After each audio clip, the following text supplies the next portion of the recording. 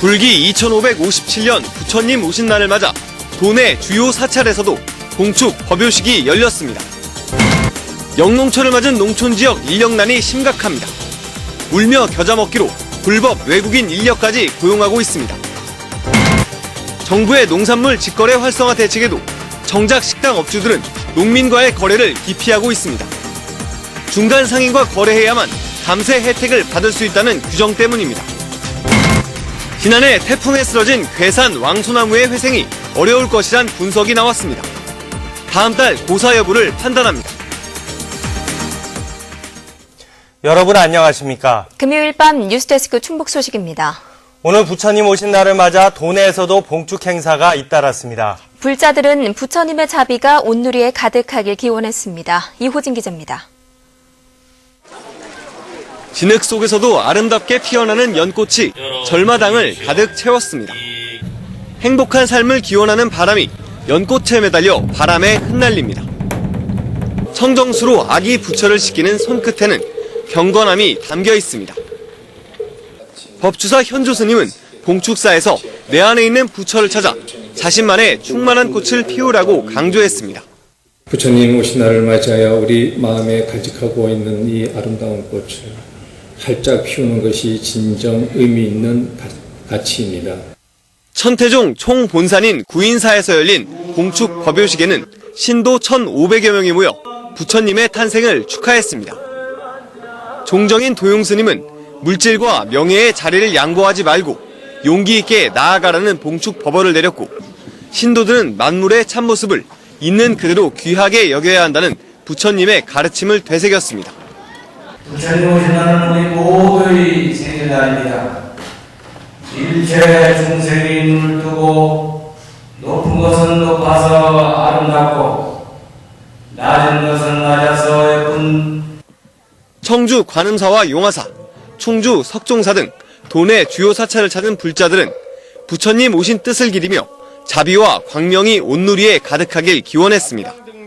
아들, 딸 좋은 사람 만나서 결혼 빨리 할 수 주십시오. 빌었습니다. 첫째는 다 건강이고 마음 먹은 대로 뜻대로 하고자 하는 일 성사스럽게 다 모든 일 다 이루어지도록 한 것이 소원입니다. 지혜롭고 자비로운 삶, 부처님의 큰 뜻을 되돌아보는 하루였습니다. MBC 뉴스 이호진입니다. 농사 준비가 한창인 요즘이 농촌에서는 일손이 가장 필요할 때인데요. 정작 일할 사람이 없어 큰일입니다. 농촌 봉사활동 발길도 뚝 끊겼습니다. 신미 기자입니다. 농촌의 한 모짜리 뱅크. 일대 농가에 공급할 모판을 만드느라 눈코 뜰 새가 없습니다. 그런데 진짜 고민은 사람입니다. 오늘은 이웃 동네에서 간신히 사람을 구했지만 매일매일 일꾼을 찾는 게 하늘의 별따기입니다. 농촌 일이 힘들다 보니까 농촌을 좀 기피하는 현상이 있습니다. 영농하는데 일손 구하기가 상당히 애로점이 많습니다. 농사일을 돕겠다고 나서는 자원봉사자도 없어 급한 대로 공무원들이 팔을 걷어붙였습니다. 고추밭 6,000제곱미터를 바라보며 발만 동동 구르던 농민은 한 고비를 넘겼습니다. 지금 한참 농촌에 일할 텐데 하여튼 이렇게 도와주니까 말도 못하게 고맙습니다. 실질적으로 일하실 분들이 많지 않기 때문에 우리가 자주는 못 나가더라도 조금이나마 도움을 주려고 나왔습니다. 사정이 이렇다 보니 외국인을 불법으로 고용하는 일은 어제 오늘 일이 아닙니다. 정식 고용을 하려면 절차만 수개월이 걸려 울며 겨자 먹기로 쓸 수밖에 없다고 하소연합니다. 국내 노동자들을 농사적인 잘 안 와요. 사람 구하기가 하늘의 별따기예요. 그렇기 때문에 이제 외국인들 써보고. 영농철마다 반복되는 구인난. 올해도 농촌에서는 사람을 구하지 못해 속이 타들어가고 있습니다. MBC 뉴스 신미입니다.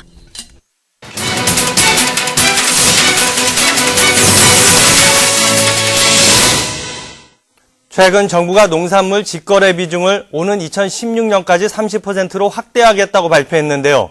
정작 일선 식당에선 직거래하면 손해라고 기피하고 있다고 합니다. 어찌된 일인지 김영일 기자가 취재했습니다. 두부 전문 식당을 운영하는 최복순 씨. 지난해만 해도 좋은 콩을 사기 위해 산지 농민들과 직접 거래해왔지만 올해부터 직거래를 중단했습니다.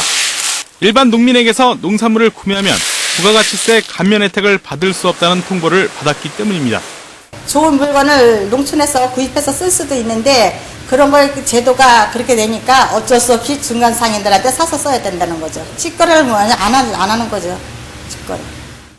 정부는 농산물을 이용하는 가공업체와 식당에 한해 구매 가격 일부를 감세해주는 의제 매입세 공제 제도를 운영하고 있습니다. 문제는 농민과의 직거래는 안 되고 유통업체와 거래해야만 혜택을 받을 수 있다는 겁니다. 매입세 공개는 기본적으로 뭔가 근거가 있어야지 되는 거거든요. 아무런 근거 없이 덜렁 와서 우리 농산물을 이만큼 직거래해서 샀으니까 공개해달라라고 했을 때 정부가 그래 공개해줄게 라고 얘기하기는 좀. 이에 대해 농민과 식당 모두 단순히 사업자 등록증 유무로 세금 감면 혜택을 주는 것은 정부의 직거래 활성화 정책에도 역행하는 것이라고 반발하고 있습니다. 지금 중간 상인들이나 가서 할 때는 의제 매입을 우리가 생산을 끊어오는데 시골 쪽에서는 안 끊어주니까 농촌하고 직거래를 할 수가 없는 거죠. 직거래하면 사람들이 낫지 한결. 아니 아무리 그래도 중간 상인이 갖는 걸 농민들이 좀 더 가지고 가니까 그러면 그거 한결 낫다는 얘기지. 식당 업주와 농민들이 상생할 수 있도록 제도 보완이 시급해 보입니다. MBC 뉴스 김영일입니다. 오송 화장품 박람회는 남녀노소 누구나 쉽게 즐길 수 있다는 게 특징인데요. 그래서인지 유독 청소년 관람객이 많은데 미래 뷰티 고객의 눈길을 끌기 위한 경쟁도 치열하다고 합니다. 이병선 기자입니다. 저희 학생들도 화장품에 대해서 관심 많고 로드샵 같은 데도 많이 사고 일주일에 한 두어 번씩 화장품 사러 가기도 하고 막 학교에서 바르기도 하고 거의 그래요. 화장품이나 헤어 뷰티의 주 타겟은 더 이상 성인만이 아닙니다. 외모에 관심이 많은 청소년들에게 좋은 첫인상을 주는 것이 박람회 참가업체들의 목표 가운데 하나입니다. 어린 학생들이지만 나중에 다 저희 고객이 될 거기 때문에 저희 제품 좋은 점에 대해서 더 많이 설명해드리기 위해 노력하고 있어요. 10대 관람객의 관심을 끌기 위해 애쓰는 건 신입생을 모아야 하는 대학들도 마찬가지입니다. 첨단 기술을 이용한 피부 관리나 메이크업 등을 소개하며 자연스럽게 학구와 홍보도 이루어집니다.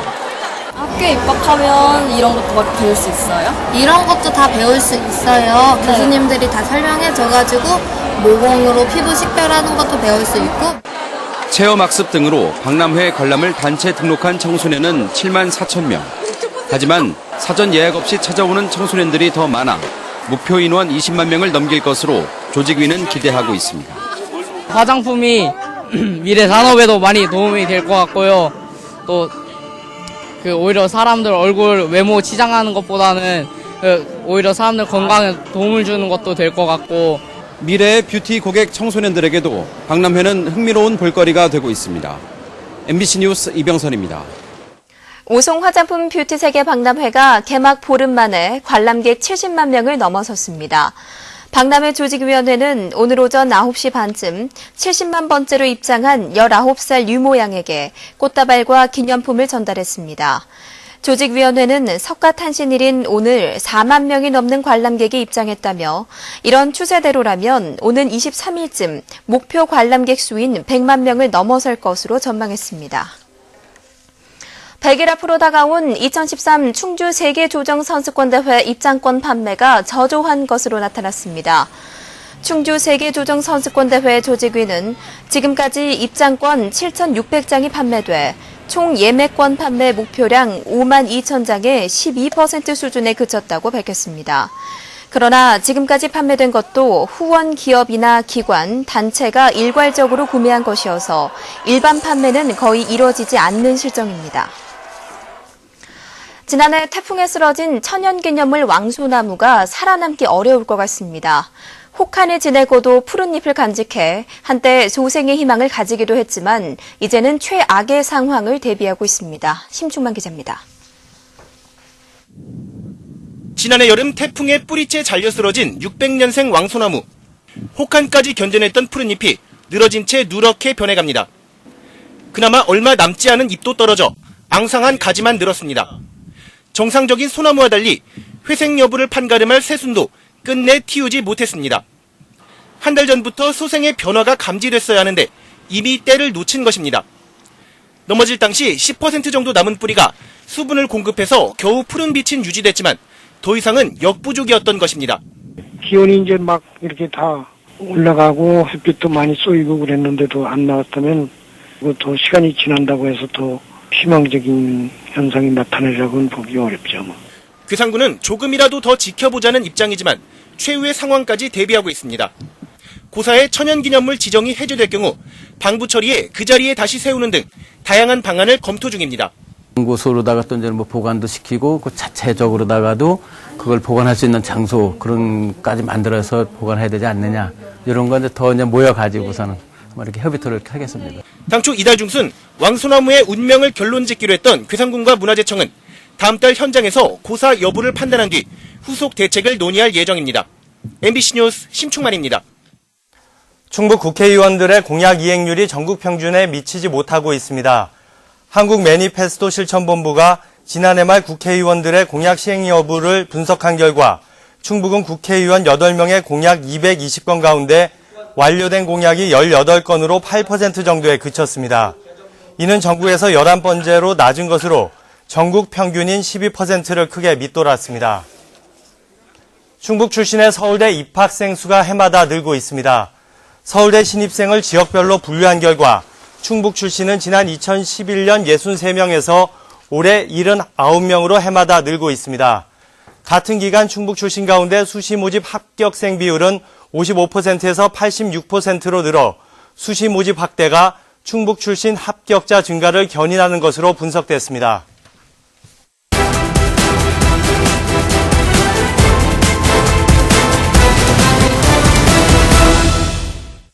오늘 오후 1시 40분쯤 충주시가 직영하는 금능동 꽃묘장에서 불이 나 유류 저장고와 창고 등 건물 일부를 태우고 1시간여 만에 진화됐습니다. 이 불로 유류 저장고와 창고 등 140여 제곱미터를 태워 소방서 추산 1,800여만 원의 재산 피해가 났습니다. 경찰과 소방당국은 유류 저장고 쪽에서 폭발음과 함께 불길이 시작됐다는 관계자의 말을 토대로 정확한 화재 원인을 조사하고 있습니다. 전염에 의해 나무가 고사하는 참나무 시드름병이 충주에서 확산돼 당국이 긴급 방제에 나섰습니다. 충주시는 굴참나무와 상수리나무 등 참나무종이 밀집한 앙성면 일대 23헥타르에서 모두 2,300여 그루가 고사하는 집단 감염을 확인했습니다. 보도국 출입처 변동에 맞춰 다음 주부터 이병선 기자가 뉴스를 전해드리겠습니다. 계속해서 많은 성원 부탁드리겠습니다. 이상으로 충북 소식 마칩니다.